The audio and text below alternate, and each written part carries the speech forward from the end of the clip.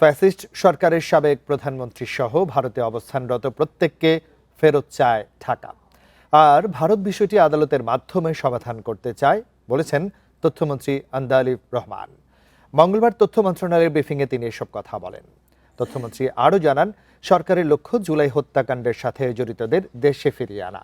তিনি বলেন, সরকার গত 6 মাসে গণমাধ্যমের স্বাধীনতায় হস্তক্ষেপ করেনি, ভবিষ্যতেও করবে না। স্বল্পমূল্যে চাল বিক্রি, নারীদের জন্য পিঙ্ক বাস চালু এবং ব্যাটারি চালিত রিকশাকে নীতিমালার আওতায় আনার উদ্যোগ নিয়েছে সরকার। বিদ্যুৎ ও জ্বালানি ঘাটতি ও গ্যাস সংকট মোকাবেলায় কয়লাভিত্তিক বিদ্যুৎ উৎপাদন বাড়ানোর নির্দেশ দেওয়া হয়েছে। শিল্প মালিকদের বকেয়া বিল পরিশোধে 12 মাসের সুযোগ দেওয়ার বিষয়েও আলোচনা চলছে। ফ্যাসিবাদের সমর্থনকারীদের সামাজিকভাবে বয়কট এবং রাষ্ট্রদ্রোহিতার পর্যায়ে গেলে আইনগত ব্যবস্থা নিয়ে আরও হুঁশিয়ারি দেন মন্ত্রী।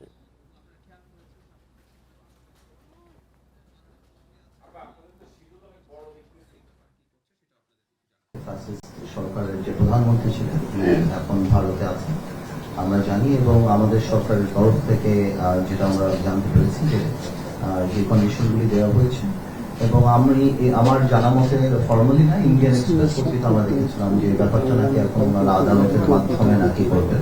প্রত্যেককে আমরা ফেরত চাই, যাদের নামে মামলা, যাদের নামে সবকিছু বাংলাদেশের জায়গা থেকে আমরা চাই, যাতে করে এই জুলাই আন্দোলন থেকে আরম্ভ করে এর আগেও যে ঘটনাগুলি। সরকার খুব দ্রুত এই ব্যাপারে নীতিমালা প্রণয়ন করতে যাচ্ছে। তারা কোথায় কতটুকু চলতে পারবে এবং এগুলোর মানসহ সবকিছু নিশ্চিত করা হবে। আমরা আমাদের FSRU যেটা নষ্ট হয়েছিল, আগুন ধরেছিল, সেটা ঠিক করা হয়েছে, কিন্তু এই মুহূর্তে গ্যাসের যে কার্গো আছে সেই কার্গো সাপ্লাই আসতে একটু সমস্যা হচ্ছে। সেটা হলে এর মধ্যে ঠিক হয়ে যাবে।